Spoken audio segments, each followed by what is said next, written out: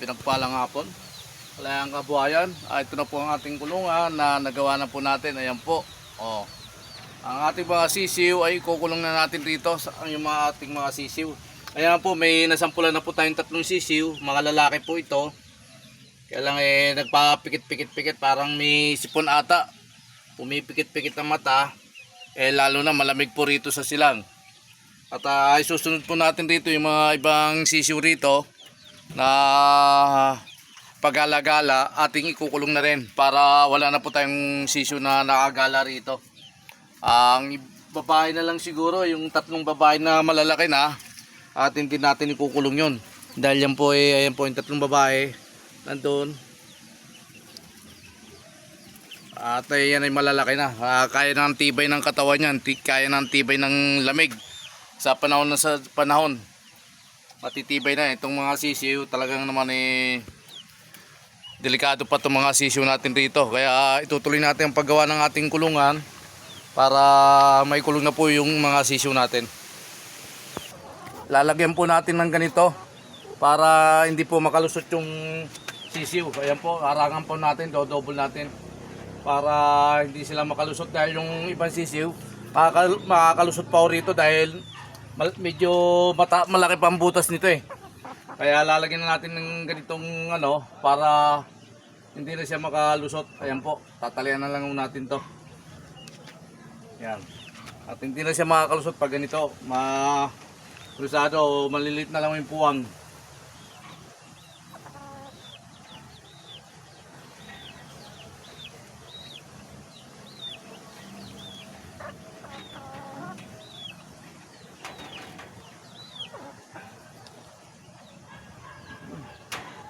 Siyempre ayusin natin para sure na hindi makakalabas yung mga sisiw.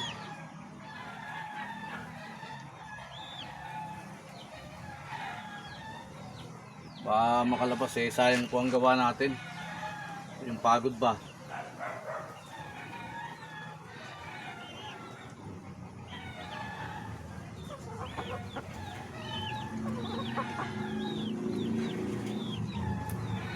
Tinatalian po natin ng tamsi. Ito po yung tamsi Tatali natin rito.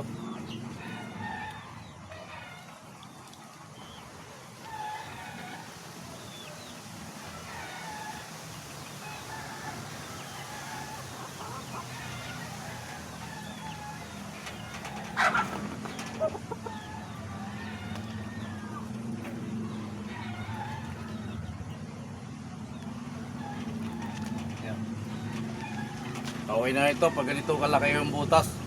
Hindi na makakalabas yung sisiw rito. Tutuloy ko na po. Sa wakas, natapos ko na rin ang aking kulungan na ginagawa. At ngayon ay nakakulong na ang aking mga sisiw.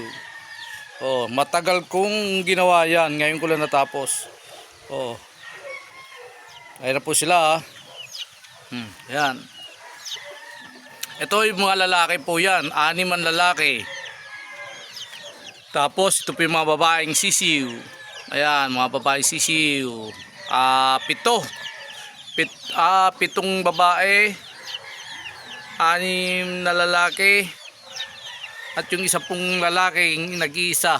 Ayun. At nakakulong na po. At tayo naman magpapakain nating sisiw, mga alaga. At yan ay mga gutom na. Ayan na ang ating mga alaga na naman. Nagkakandara pa na dahil nagugutom na kayo, no? Ano kaya ito, lalaki? Tingnan nyo nga po kung ito yung lalaki. Ayan. Babae, no? Ayan. Ang tatay nito binabae. Ayan. Hindi ko alam kung merong gagaya sa tatay binabae. Ayan. Ito, hindi ko alam kung babae, binabae ito. Ayan. Ayan.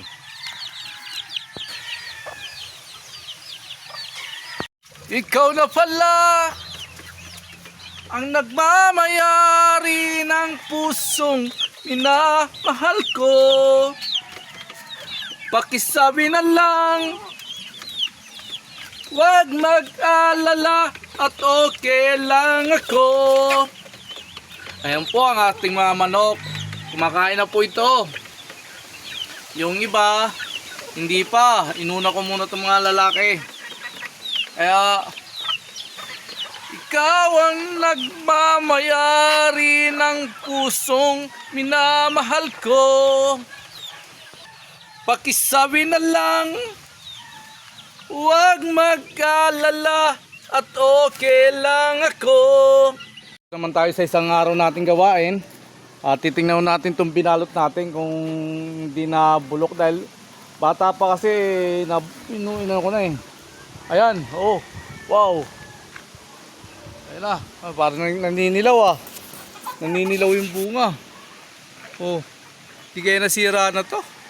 Oh, hugasan to sabi. Oh, tama bang hugasan to para ano? O wala yung ano, subukan natin, hugasan natin para mawala yung ano niya. Sabi yung insekto. Meron rin mga insekto to eh. Kaya siguro nabubulok. Kukuha lang ng tubig, hugasan ko.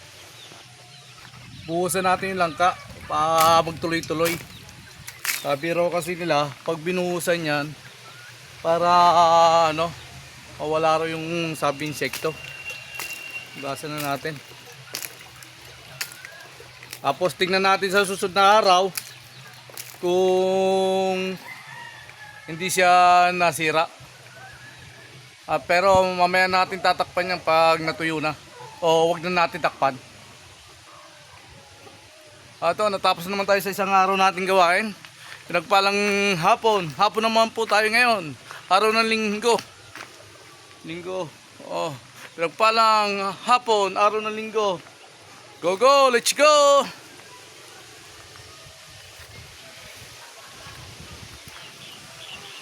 Please follow and share to my vlog. Kalayaan Kabuhayan.